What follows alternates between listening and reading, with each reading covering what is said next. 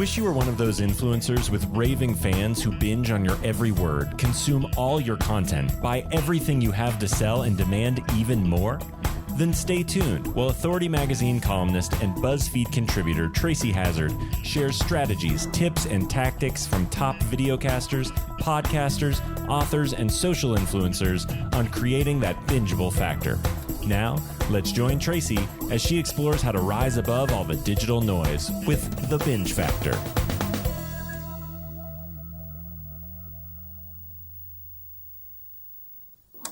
Hey everyone, welcome back to the Binge Factor. I'm Tracy Hazzard and I have the evolution of brand. I have Jason Cercone on, and I'm so excited to have him on because his perspective in podcast guest mastery is just essential. He has such a great view of the guesting model that goes on, both from a host perspective and from coaching a lot of guests perspective. So he understands how to create a compelling model between the both, where both of you win, where hosts win and guests win, and it's all a beautiful relationship building model. And so I'm so glad to have him. I'm glad he reached out to me. We connected via Podmatch. And as you guys know, because I've been talking about it, because I have gotten almost all my guests in recent months through the Podmatch model, I have met some incredible people that I should have known all along in the podcast industry. And because there haven't been enough events, and I don't always go to all the podcasting events, I tend to go to a lot of the other entrepreneur events, I haven't gotten a chance to network at that level. And so my ability to build relationships has been enabled by this Podmatch model. And so I'm so grateful for that. But here we go. Jason Cercone, just got to tell you a bit about him because he is a podcast veteran. He's been doing this as long as I have. And so I really am so excited to have him on the show and really glad that I could bring him to you. So Jason Cercone is a podcast guesting strategist, author, voiceover talent, and experienced podcaster. He helps value-driven coaches and consultants establish authority and become thought leaders in their niche via strategic, impactful podcast guest appearances. He's also the voice of Evolution of Brand, a podcast featuring authentic entrepreneurs and professionals sharing brand building strategies to help you succeed in your professional pursuits, as well as a contributing author to the best-selling Podmatch Guest Mastery book, which we'll talk about in the interview. So let's hear it from Jason and let's talk about the evolution of brand. But more importantly, you're going to get, and I am giving you Jason's and the evolution of brand's binge factor right now before we ever start our episode, which I never do. I make you all wait to the end usually, but I'm giving you his binge factor right now because you are going to get a masterclass in relationship building through podcast guesting by listening to Jason Cercone today. Jason, I'm so glad to talk the guesting side of things. And I'm glad you have the both views, right? Because I mean, there's a lot of hosts out there who are not professionals on the guesting side too. And they don't always have the same view you have about how difficult it is and how hard it is to find good shows and maximize the opportunity. And so I'm really glad for us to dive into that today. Me too, Tracy. I love talking about both sides of it. And I think the biggest reason is because both sides need to have respect for one another and what each wants to accomplish. And when that happens, that's when the real magic happens. And that's when really good content comes to life. Yeah, I agree. I think that mutual respect is so necessary and an understanding of what the drivers are. The thing that always fascinates me is though, how it shifts over time.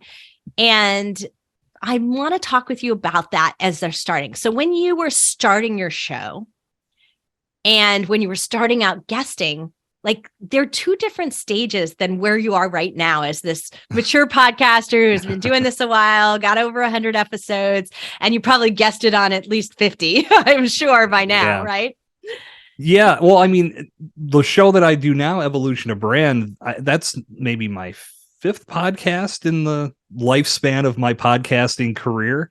When I first started back in 2015, guesting wasn't even something I thought about because no one was really talking about that. There may have been a few agencies here and there, but my end of things was podcasting. We need to start a show. This sounds great. And I used to host a radio show in college. So it seemed like this natural transition of podcasting is the next step if I want to get back behind the microphone. And then once I got into the podcast space more full time and started working with people and helping them launch shows, it was connecting me with entities that were referring guests And that's when I started to talk to the guests and talk to those agencies and really develop a love affair with that side of it, because I realized that the host is obviously a big cog in the whole production, and they're doing all of that heavy lifting with producing the show and building assets, putting it out into the world, and then promoting that show. But they don't have that show without the guest's expertise. If they're building a podcast that's built around the host-guest dynamic, they need that other side. There has to be that back and forth that creates compelling content that people want to sink their teeth into. So that was why I dove in, and I knew that Evolution of Brand needed to be this podcast that had information that helped leaders and professionals grow their brands. But I had full respect for what the guest wanted to accomplish as well. And I knew I had to get the best possible conversation out of them. So my audience had great content to tune into, but also that guest had content that they could share with their audience and position themselves as a thought leader. Because if they don't share it, no one wins, right? Exactly. Like it just doesn't work for anyone, right? Yeah. And I've heard so many arguments again, well, because they're on so many different shows. And no, like to me, the biggest reason why a podcast guest doesn't share the content is because the communication just falls off after the interview. And a lot of podcasters get really upset when their guest doesn't share.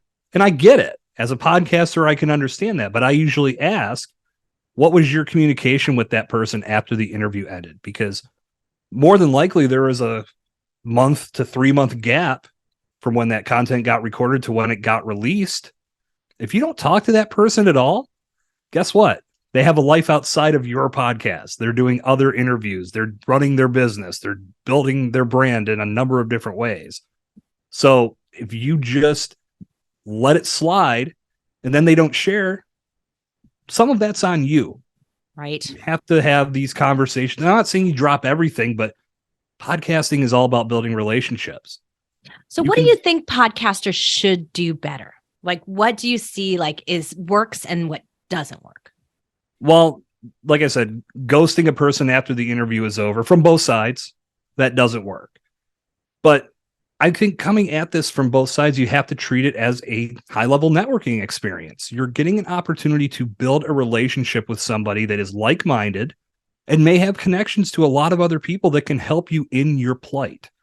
If you're not thinking on that level and you're treating it more like a transaction where you show up and I'm just going to talk for a little bit and have some fancy rhetoric that maybe the audience will buy into, you miss that opportunity to really build a powerful connection with someone that could help you make the next big breakthrough in your brand. Yeah. So I think you have to come into it with that mindset. If you're a podcaster and you're bringing a guest on your show, you have a limited time with them, maximize it. Ask them compelling questions. Get the most out of them. Give them the best possible interview you can. Maybe the best interview they've ever had. Yeah. That should be what you're striving for, because that is going to create content that when your audience hears it, they'll say, damn, that is interesting. I wonder what else they're doing. What other content? Who else are they talking to on their episodes? And then they go right into the binging, right? Yeah, you definitely want to encourage the binging, right? Like that's the idea. But I find that podcasters too often, it's not just the ghosting that happens, it's that they assume that they did the recording and that's it. That's the limit of their job. Everything on the sharing side is now on the guest's job. And a lot of the guests I find are not social media savvy. They're not sophisticated at creating clips and doing all the things. And it's on us as the podcast host to create those things, to give them the assets. And I'm doing that in like air quotes for those of you who are listening, right? The assets to the show, give them what you want them to share. If you're not giving that to them, then you're also not doing your job as a podcast host. I agree. And that's a big part of it too. There is an opportunity to go deeper. And something that I ask everybody that I'm a part of, if they're willing, share the raw file with me, share the recording with me. I'll clip up some additional content and put it on my network. And for me, I'm doing that to promote myself as a thought leader because I'll pull the best clips, but I'm also going to point people back to that show. So every time I post that, I'm going to say, this clip was part of my conversation with Tracy on the Binge Factor. Go listen to it here. Because the goal is not just to have a little 1 minute clip that helps, but I want people to go listen to the full conversation. But on your end as the podcast host, you should be creating something that your hosts and that your guests can share. And it helps to ask that up front. Where do you do the most promotion for your brand? Because this is a mistake that I've made, and I realized that I'm creating content that they're not using. And it was because I was making the assumption that they'll just post this on Instagram. Well, what if they don't use Instagram? What if they need a horizontal video instead of a reel? So I asked the question, where would you like to promote this? And then I'll create a piece of content that you can use. And then does that guarantee they're going to post it? No, but I have a better opportunity of getting it posted as opposed to assuming they'll put it where I think they'll put it. And then it just collects dust on a shelf somewhere. Well, and that's something that I feel like we do this. So I do this, is that when I'm hosting, of course, we have all the assets we give out, and honestly, I show them. So, I mean, I've shared this on the show before. I know you went through my booking process, right? Where you go to my booking page and you get the confirmation page, which shows you examples of the posts that we're going to provide you content for, right? So we provide those to you. So we do that. But when I guest on a show, I also, though, clip something different, do something, because I have to do it in my brand. And I think that's really where what you're headed towards, is that sometimes what drives the guest is a little bit different than what drives the host. And you might need to do both. And you might need to have something that's a little more guest focused and a little more host focused. And this is why we do an asset. We call it ego bait. And people have heard me say this before, but you may not have. But we do ego bait. So you're going to get a quote graphic that is going to be something I said about you in your show where I'm saying it's amazing, right? Like basically that's the net result of it, so that you can share that. You're more likely to share that on social media than if I shared a quote of something you said on my show, because that's probably redundant to the messaging you're already saying. But when I say something about you is amazing, you want to share that because that's like a testimonial. Right. And so you're more likely to share that. So that's the flip on it. We have to look at this from both perspectives, as the guest and as the host. Incredibly smart. I think that is an awesome approach. And to speak to what the guest needs to be doing, I feel like a lot of the mentality is that you're bringing your expertise to the show. Your job is to talk about what your specialty is.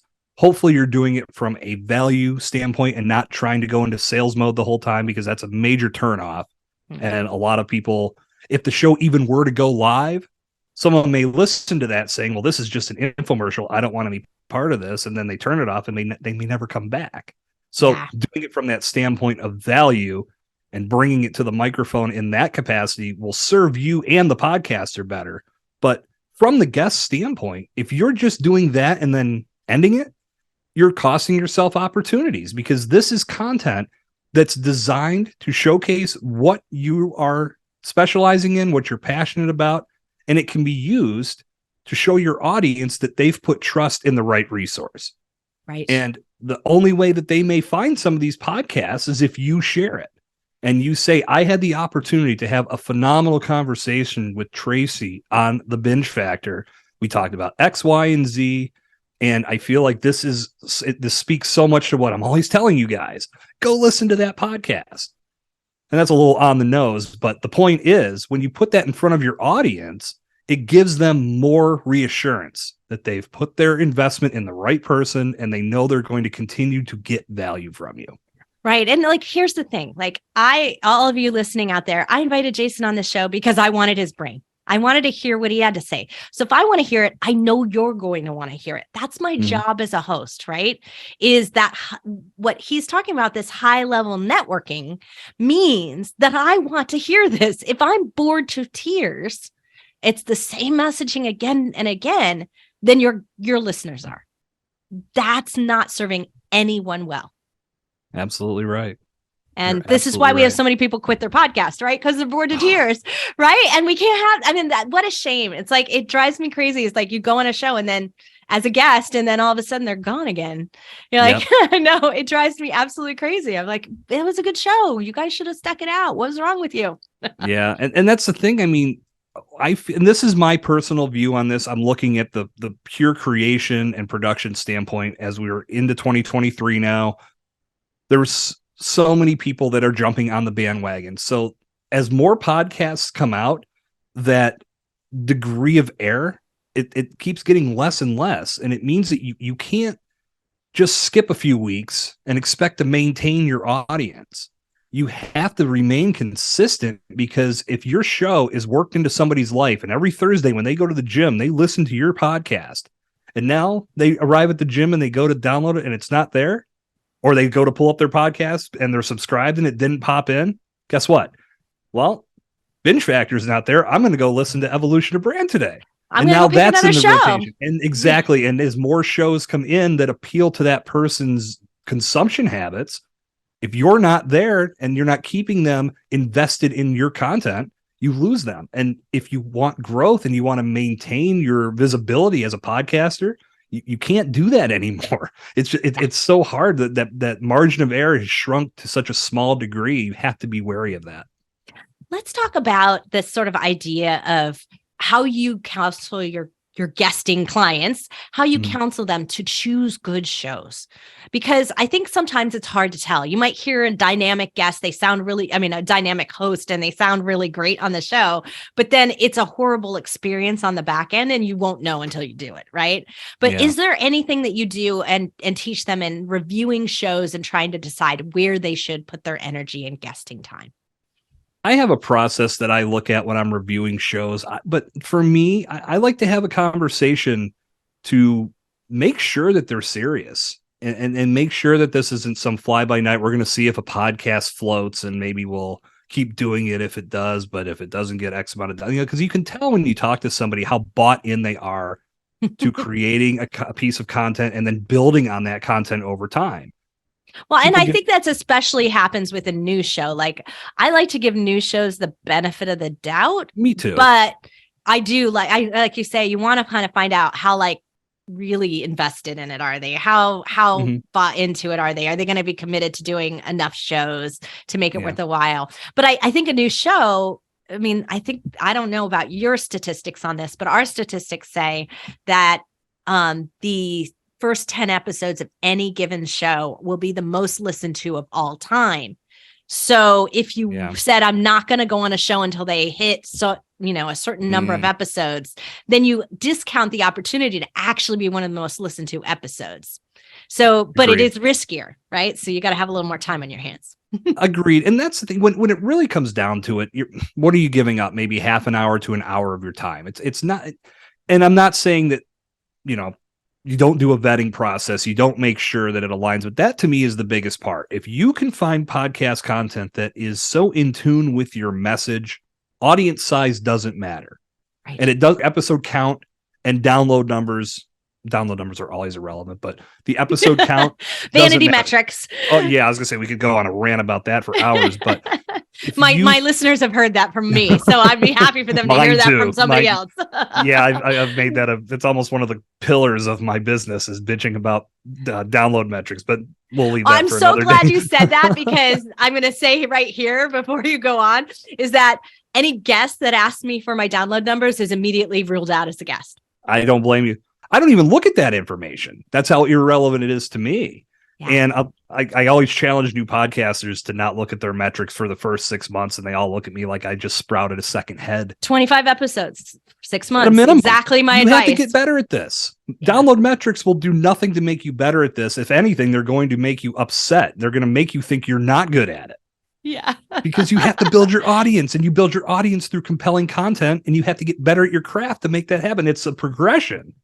Spoken like a true industry expert, Jason. Thank you for saying that. You're very welcome. I'm happy to throw that knowledge out there to anybody. But when you're evaluating whether you want to make a guest appearance on a brand new show, if the content aligns and if the person that's hosting the show has some credibility, you can look at their website, look at their social media. If they're speaking the same language as you, it makes sense to connect with them and put your name out there, because like you said, Tracy, that show could blow up at any point. And if you're in the beginning part of that catalog, you're going to be one of the elements that helps it explode.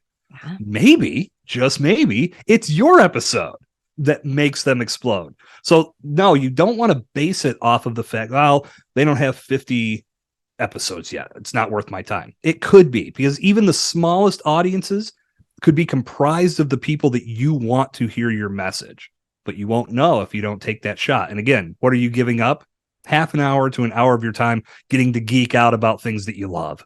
That's right. Pretty good Exactly. trade-off. So I agree with you. I think alignment is that one thing that really matters most. But sometimes I'm going to say the hosts do a really bad job of describing their show. And if you're just going on search or the charts or any of those other tools, that's where it starts to fall apart. And I really hope by the time our episode airs that our new tool will be out so that I can kind of share that as a preview to everyone. We call it Podlister.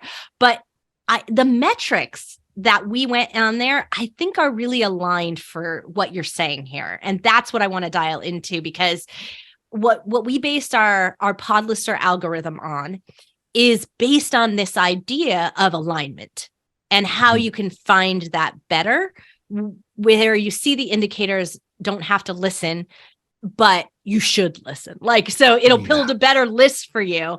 And then you can listen to those. So instead of having 100 to listen to and 90% of them are already pod faded, you go for the ones that are active. You dial in that list better so that you can be a little more accurate with where you're going with that. And one of the ways we did that was because podcasters are so bad at describing their own show because they wrote it before the show started. Like, right?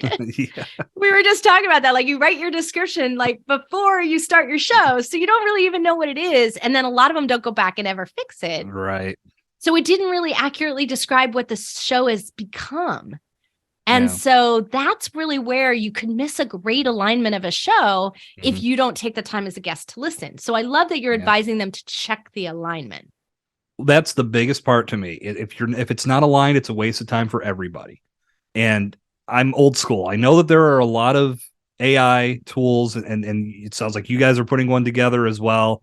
And I think it helps. I don't discard this as technology that can better our experience, but there's still that element of human nature, especially when it comes to listening to a podcast, that can help you decide if it makes sense for you. Because it's funny because I know in my the training courses that I have built within my program, I have the process built out of how I would vet a podcast to make sure that it makes sense. Listening is like step 7, I think, in the process. Yeah, you don't listen till you've already done the review and make sure all the other things are like right. There's all this other criteria that I want to look at, and maybe those first 6 items, all I could check every box and say, yeah, they did all this, but then I listen to it and they're mic'd terribly.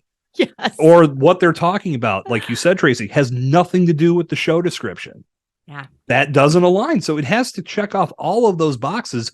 And if you don't listen, you'll never know. And I say, I start off my podcast with a question. It's the same question. It has been since episode 1. I just had episode 136 launched today as we sit and record. Every episode has started the exact same way. And I know if someone has taken time to listen to my show before they came on, because they're either thrown off by that question and need me to repeat it, or they already have their answer teed up and they blow me out of the water with it. And there are people that can think on their feet. I understand that. But you can tell when someone's a little thrown off and they haven't done their due diligence. And I don't do that to throw them off. I do it because I just want to get the conversation started. But I got caught once, and I'm a listener because I always listen to everybody's show. I usually listen to 3 shows. Like, I listen to your intro episode, your teaser, what you did at the beginning, because I like to see the progression from where you went to like your latest one. I like to see if there's a difference in there. And you did some really cool things in your teasers. So I definitely want everybody to go check that out, because there are actual clips from your first few episodes in your introduction episode. And I think it works really well. It's a really well produced one. So, so I heard that, but I got caught once because the person's show was a 90-minute show. And that's like a lot to listen to. Yeah. And so I, listen on double speed and kind of, and then as it got to be like 40 minutes in, I was starting to like lose my mind as it was. And I had to go on the show because they were a client. So like a client invited me on their show, and I'm not going to say no. Right. And so I skipped ahead and a little bit and then taught the last 10 minutes or last 5 minutes or something like that. And I missed a thing that he did. And it was this crazy thing about like, there's an animal outside it was weird. And I missed this as a part of it. And he asked me this, and I give the most off the wall, like, stupid answer. And I realized, and he looked at me like, what? And so then I had to like make up a reason for why I have that animal. It's like outside my window.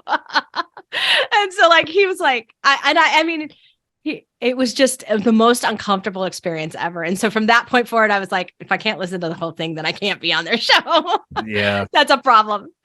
Well, and that's another thing too. I mean, it's completely up to you and completely up to the producer. And I always think back to this conversation that me and a friend had with another person. We were at Podcast Moving a couple of years ago. And this guy knew my buddy who has a very good Instagram presence. His name is Travis Brown. And I'm sure a lot of people listening may have heard of him. He does amazing reels, and that's a big part of how he's built his brand. But him and I were talking, and then someone approached him, and we were talking with this guy, and he was talking about the length of his episodes. Or I'm sorry, he was talking about how he just wasn't getting the most from his show and needed to figure some things out, and just the times, it just wasn't working out. And the first question we asked was, how long are your episodes? 2 hours. A week. Oh, God. And I was just like, well, I think we just solved this problem in one question. Just start shortening your episodes. Well, I can't. Well, what do you mean you can't? I can't shorten my episodes. They got to be 2 hours long. Like, no, they don't. Like, especially if it's causing you stress. Yeah. So that's a big part of, I mean, that's, again, it's completely at your discretion, but that's advice I give anybody that's producing a podcast. Don't do it to a point that it's going to cause you to burn out and quit doing your show. Right. 2 hours, that's 4 episodes if you cut it up. And I don't think anybody would lose the experience if you were to do that. And you save yourself a lot of time and a lot of stress. So again, when you're podcasting, and it works on the guesting side too, you have to be aware of the time you have to dedicate to it. Yeah. And it's very true. Potentially allow you to hear things shows, like that. I don't guest on shows that are under 30 minutes. And I find it too... Yeah, my reason for it is my message and personality and the way that I do things just doesn't come across as well in sound bites. Like people want the answers. They don't want me to just whip out a sound bite in 7 minutes and like have that be done. They want to hear why, and they respond better if I have the time to dive into that. So that's what I found, is that I'll drop a nugget, but then they didn't get the answer, and it frustrates them on the other side. And I get outreach in a kind of weird way from the shorter shows. So I rarely do it. Now I'll do it if I'm promoting something, or like, that we've got like a promo for an event that's coming and they're going to get more of me somewhere else. I'll do that, but I won't do it as like, that's the end content. And also because I find most of those hosts are just selling stuff. It's just they're phoning in a model of podcasting, and they're not really devoted to it, and they'll take anyone on. I've heard that done. I've been fortunate that I haven't stumbled into that myself. And I mean, I've been coached and told that you should only bring people on that you want to be a client. And I think to some degree, there is some value in that. But at the same time, I value the relationship.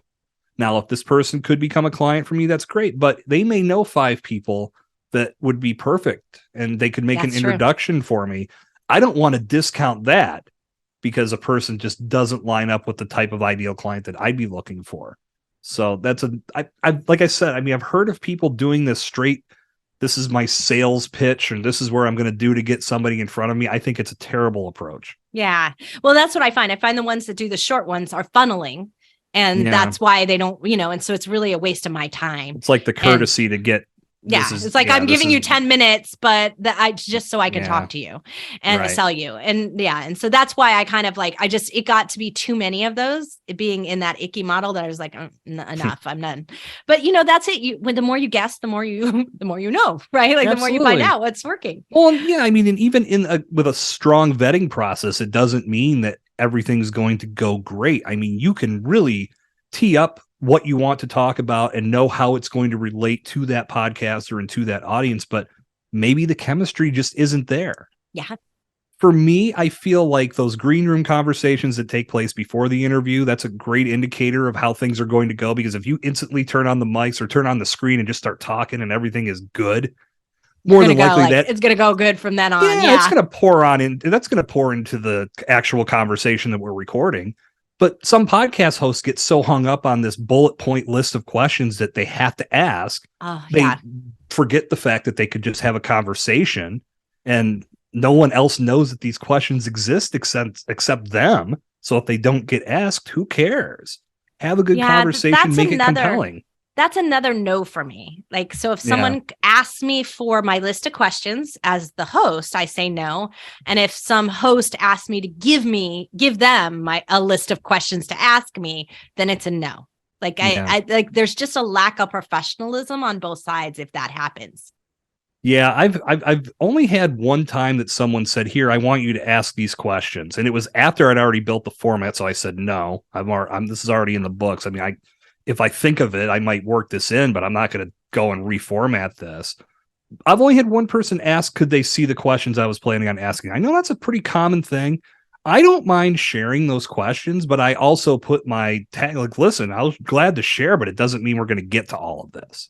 Well, and I don't ever write them down. So like, I don't have them. Well, so yeah, you know what I mean? Like I have bullet points. Like I've got my little list over here of things that I like checking out about your show as I'm researching things that I want to ask you about. Like I wanted to ask you about what your thought on new shows were. And we talked about that, right? Like, but it's just a bullet point so that I don't forget to ask you a question about it, not this list of questions that I prepared way ahead of time. So, and none of my questions are pre-programmed. So it would never work for me. And that's a sign of not an alignment, right? Like it's just that guest's not going to be frank, authentic, think on their feet. That's what I want. I want them to answer those questions today, not answer the same thing that they answered everywhere else because they rehearsed it.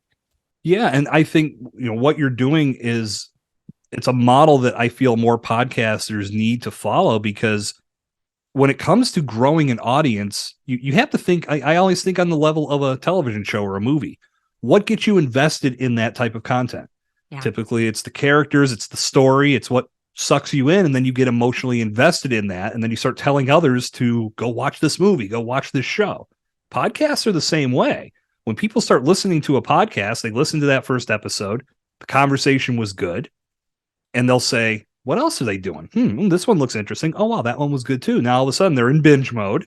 They start going through the catalog, and as they're getting more invested in that type of or into your content, that's when they start telling their colleagues and they start telling their friends, listen to this show. I'm learning a ton. It's entertaining as hell. And if you don't have that type of content in place because you're not focused on having this compelling conversation that gets good stories out of people, that gets them talking in a way that they've never talked before, no one has a reason to get invested, and therefore they don't tell others. It's hard to grow in that respect. So you have to be thinking of, Tracy, you've probably heard this, and this is my favorite thing to hear as a podcaster. I've never heard that before. Yeah. No one's ever asked me that. No one's ever asked me that before. That to me, I know I've done my job, and I know I'm about to get a piece of content on my show that's going to be fresh. They're going to be excited to talk about it because they've never gotten an opportunity to do so before. That's what you should be striving for each and every interview you conduct. Yeah, I love that. Let's talk a little bit about evolution of brand, because this is the second conversation I've had in a couple of weeks. As I've been doing some interviews in the new year, like I kind of do a bunch of them at once. So been doing a little grouping of interviews here, and it's the second time we've been really, and when you're saying that, you're really talking about personal brand because you're talking about guests. And so I'm assuming that your version of the word brand is personal brand, like how that evolves. Yeah, and it's funny, the show itself has evolved over time from the beginning. The idea was to bring entrepreneurs and professionals together to tell their stories, talk about the obstacles they've had to overcome, and provide some tactical strategy that listeners can then put into action in their own brands. So everybody can use each episode as a blueprint to grow their own personal brand, to grow their business brand, to grow both. So we've covered the gamut from both sides. And what was happening as the show continued to evolve, and I did myself get more into this guesting element, all of these people that are on my show are guests. And so it just naturally would lead to this conversation about how you can use podcast guesting to build your brand and use it to establish thought leadership, establish authority, put your brand on the map. And I've made the comment on the show many times, it was never designed to be a show about podcast guesting. It's just sort of naturally taken on this second element to where we're still having the inspirational stories. We're still covering a lot of the brand building strategies, but many of those strategies have podcast guesting interwoven. It allows me to still speak more to what I'm doing and also give everybody, when they sink their teeth into the show, something really good they can learn from on multiple levels. So in a way, it's niched down, but it still has broad appeal, if that makes any sense at all. Yeah. No, it totally does. And I think only if you're a real podcast listener do you understand like that. You understand that those shows that do that are honestly amazing, and they have so much to teach you, and yet so much entertainment that they bring as well, right? Like things that compelling, make it memorable. Like that's the part that I think is so important about what you said before, is about, if you're going to maximize your appearance, that guest needs to tell a story. They need to be compelling. And that's really where I feel like so many of the agencies that are out there doing the sort of pre-programmed model of like, they take a guest, they get their one sheet filled out, and they like the programmatic things are actually starting to hurt you. Yeah. And because at the end of the day, you actually look the same as everybody else. And compelling thing that you can do doesn't come across in that programmatic way. I agree. I will say this, and this is not a knock, because I know I've worked with many agencies and they've referred some great guests. But what I've noticed is not one of them has ever reached out to say, Jason, I'd love to have a conversation with you and learn more about your show. Yeah. It's just an assumption that the person they have aligns with what I want for content. And if you say yes once, they're thinking you're going to say yes every single time. And again, like I said, everybody has their process, so this isn't a knock. I just know that my approach, I want to get to know what the creators of these podcasts are looking for, and I don't have to waste their time saying, hey, I've got this person, they're perfect. No, they don't know. I'm just assuming such. Yeah. I would rather know, okay, give me a profile of your show. What are you typically looking for from a guest? What are your expectations? What sort of expertise do you want to feature on your show and have front and center? Then when I bring somebody into my fold, I can say, okay, I know I'm going to talk to this podcast, and this podcast. Not going to talk to this podcast because there's no alignment. Right. And again, I'm not behind the scenes at these agencies, so maybe that's being done to a degree, but I know that having the conversation on the front end, I think, if anybody were to ever reach out to me and ask to have that conversation, I would in a heartbeat say, absolutely, yes, let's make that happen. Because then I don't have to filter through all kinds of different guest requests and guest recommendations that don't align. So there's a big element in that communication piece. And again, as podcasting continues to grow and evolve, that's going to be needed. It's going to be so vital, because we don't want everybody sounding the same. We really don't. Center stage, so that's the number one driver here as a host, right? I don't want the same content. I actually get dinged for it. Like, it doesn't help me. Right. Something that's really interesting happened, and I think you'll be fascinated by it. I was reached out by a former podcast guest. So she'd been a guest on my show before, and she was just giving me an update and how she was doing and what was going on. And she said that she had an opportunity to pitch Grant Cardone to have him on her show. And he was a perfect fit for her show, be a great guest on her show. It's a big ask for her, but it's perfect. Yeah. And they turned her down. His team turned her down, not because her show wasn't great, but because she didn't have a blog. And I thought, that's the most interesting thing I've heard this year. And it actually is one of my criteria, honestly, is like, if you don't have a blog or you don't create posts for your podcast episodes so that there's an actual post with a link back to me, even if it's not a full blog, then I won't go on your show. And so it's actually, I never even listened to the show. Like, you're already been screened out by the time I look at it. Yeah. And make a decision about that's in my that list of criteria I was talking about before too. That's one of them. Yep. Yeah. It's like if you had a social media channel and it's like, oh yeah, I have social media and here are all they is, but you've never posted in them. Like, that would be a no as well, right? Like, so it's no different for me when you have a website, but you don't have a blog, it means you're not posting. And so that's a no for me. And it was finally at this level where someone like Grant Cardone's team said, we've done this enough. It's not worth Grant's time to guest on his show that doesn't have a blog. Aha. What does that say? He's been doing this long enough to know what works and what doesn't. That's very smart. Yeah. No, I think, well, yeah, in that process of looking, I mean, that's where you can look at social media, you can look at website. That's part, like, I have it defined as the presence outside of the podcast. Yep. And that's website, that's blog. Do they have an email list? I mean, you can gather that information from the website. But when you look at these items, it gives you a snapshot of how they're going to promote you as well. Right. And if that promotion is in a good light that you feel works for you, then okay, you can check that box. And the website and the blog, it's just more potential for SEO. Having it on your website gets them to where you want them to be. So maybe they start looking around at other elements of your website. Yeah, like not having that is a big miss. Yeah, yeah. So anyway, it's you wrote a guest chapter in the Podmatch Guest Mastery book. I did. What's your chapter about? Give us a teaser. Well, the thing when you read the book, we all got asked the same questions. And it was, I like the approach. We were given this outline of here are the questions that you answer. We're given S amount of words or X amount of space and column inches, whatever you want to call it. And what was great about it for me is, okay, everybody got the same question, but everybody's perspective is so different. And that's what makes this book really cool, because we're all utilizing Podmatch to grow our brands, to make these connections, to get interviews for our show and to be on shows. And on the guest mastery side, mainly what I covered was how to maximize your time on Podmatch, but also understanding from a broader scope of what happens with these interviews after they go live. And that's one of the soapboxes that I've been standing on for several months now. You and me both. You have to think about the big picture. It's not just this one-time transaction between host and guest. There's so much more to it. And if you're not thinking on this level of what happens after the interview, how will I continue to be valuable to this person? What kind of relationship are we going to build? You miss so many opportunities.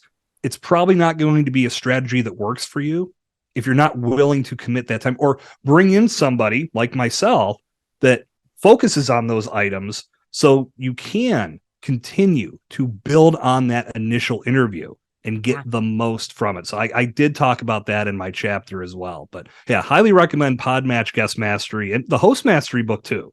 Yes, both of them are very good. I think for any new or aspiring podcaster or anybody that's looking to bring podcasting into their world as a content strategy, those books are tremendous resources. No, I totally agree. And I love Alex over there. We do a lot with them. So I'm glad that's how we met. It's likewise, and that's it. It's like, it was an easy say yes for Jason, because I just looked at his profile there and knew instantly he's got a good blog. He's got his social channel. Our messages are aligned. Our visions are aligned. I only had to check out one episode to know that part. And I knew I would do my research later. It was just an easy selection. So I actually think his AI is working really well. Now, we chose in our Pod Lister app not to use an AI. At this stage, we decided not to, because our algorithm is based on a lot more. It's kind of like thinking about like credit scores of a podcast that are based on more than downloads. So like, it's just kind of giving you a bigger picture of the value of a show. But I think that it's the value creation side in that repurposing, in extending the value from the interview, in networking, relationship building, in filling my social media afterwards as the guest, in filling my press page on my website, and doing those things. We so often don't realize that 1 hour could be worth so much more in terms of what it can do for us afterwards, but we aren't looking at it from that perspective as a guest. No, I agree. I think we come into this with this mentality, and it's really the expectation of just connecting with someone to create a piece of content. But think about, especially now, the world we live in, like this, we're connecting through Zoom tonight.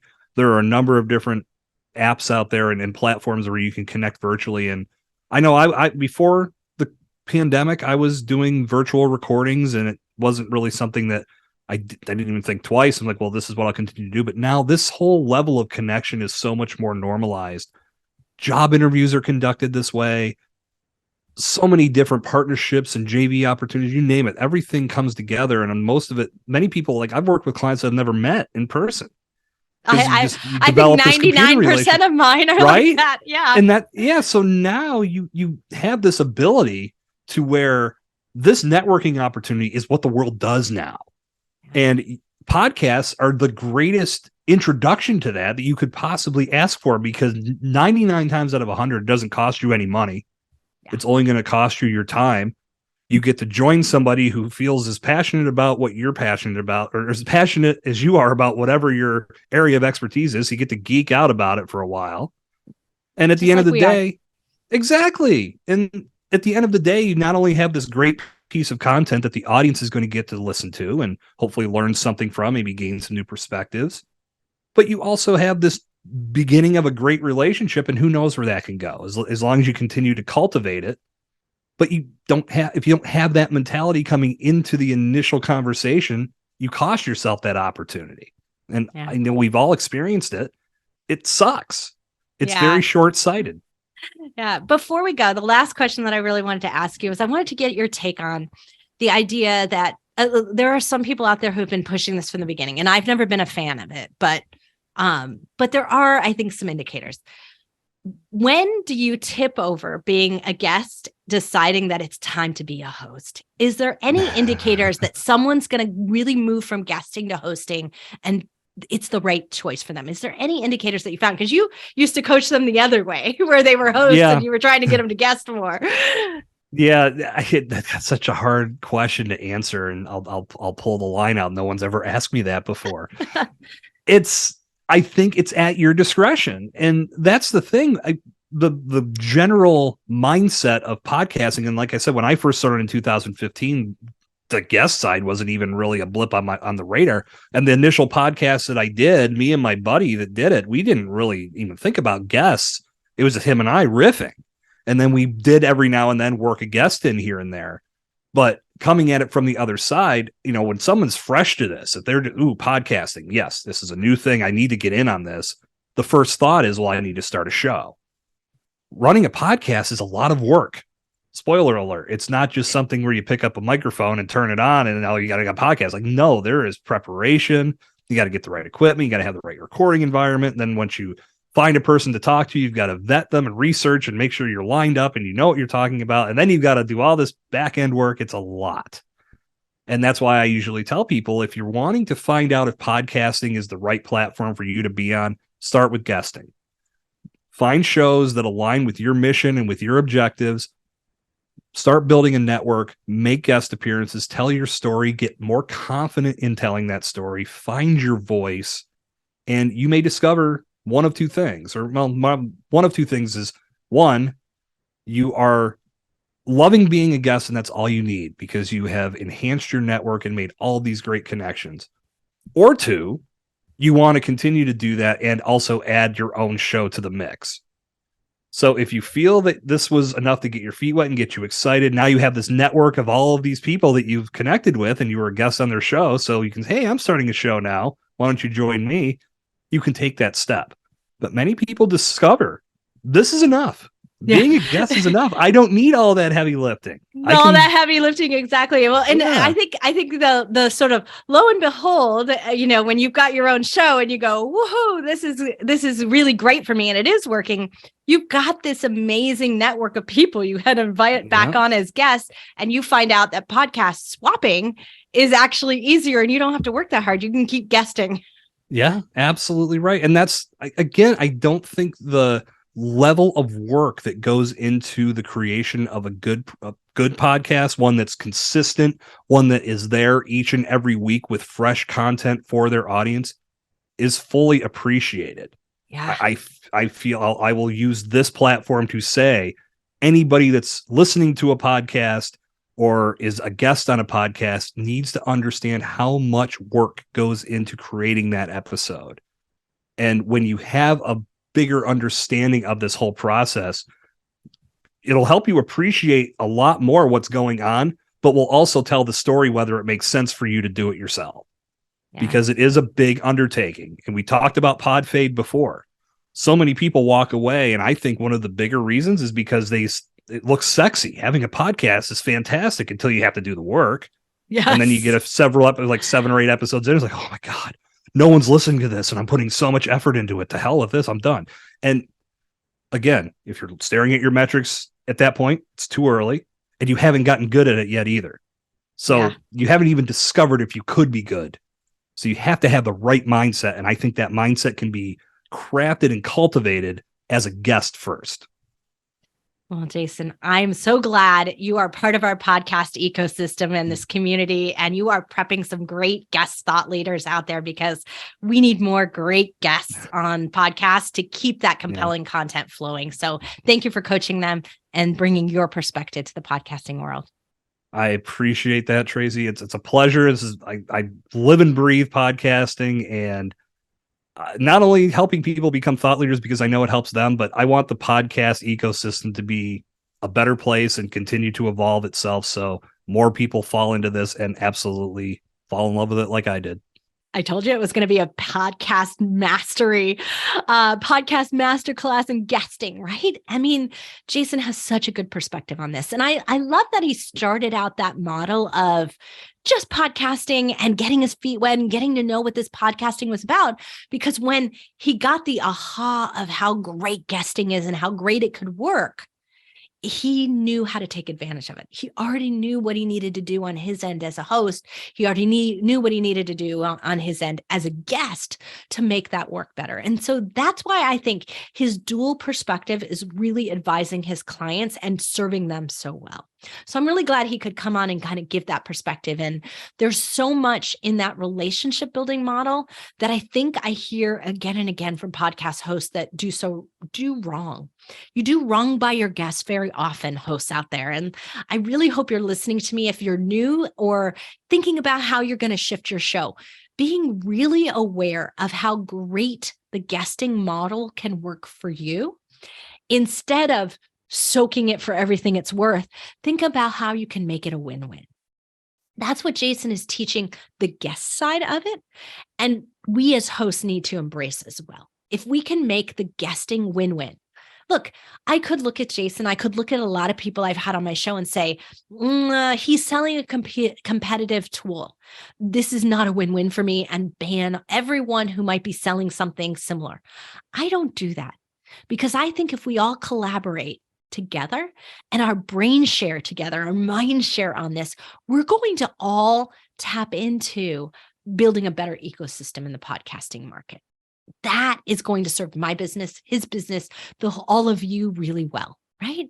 So it's in my best interest, but it's in his too.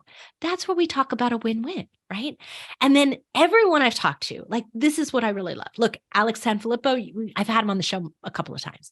We have Jason, we have so many people who come on this show, and what have they done?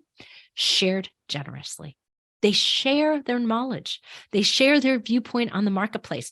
They share their nuggets of wisdom, the key things that they give to their clients. They're giving to you freely here, with the knowledge that you're going to know that when you struggle, when you didn't get all of it, when you're missing a piece, when you have a question, you're going to find them and you're going to come back. And it's one of the reasons I do what I do for my guests so well, which is make sure that every one of you can find them so easily, right? You go to thebingefactor.com, you go to the blog post for this episode, you get everything you need to go directly to Jason.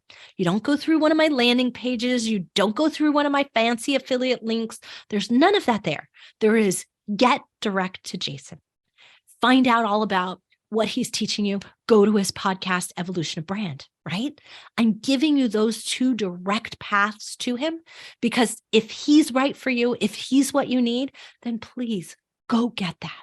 I want you to succeed in this marketplace, whether you're on the guesting side of things, you're on the podcast side of things, you're thinking about podcasting and you want to get off and get moving on it, or you're unsure. I want you to find a way to find surety. I want you to find confidence in podcasting. And if that means you got to guest first, then you got to go to somebody like Jason and find that out. So Jason's has tons of tools on his site. He's also got the books. I will definitely link to the Podmatch Guest Mastery book and the Host Mastery book he mentioned in here. They'll be in the episode as well. So if you want to download those and go straight to those, or you can't remember their name when you're offline, go right to the blog post for this episode. As always, thank you for listening to The Binge Factor. And I appreciate those of you who reach out to me and ask me for things, ask me for people, ask me for tools. It makes it so easy for me to evaluate which podcaster should I bring onto my show next for you. So thanks everyone for listening. I'm Tracy Hazzard, and I'll be back next week with another Binge Factor. You've been listening to the Binge Factor podcast. For more information on podcasting and videocasting success tips and tactics, please go to thebingefactor.com. And be sure to listen to our other show for podcasters called Feed Your Brand. If you'd like to be interviewed on this show, as well as featured in Tracy's column, please go to thebingefactor.com/guest and apply.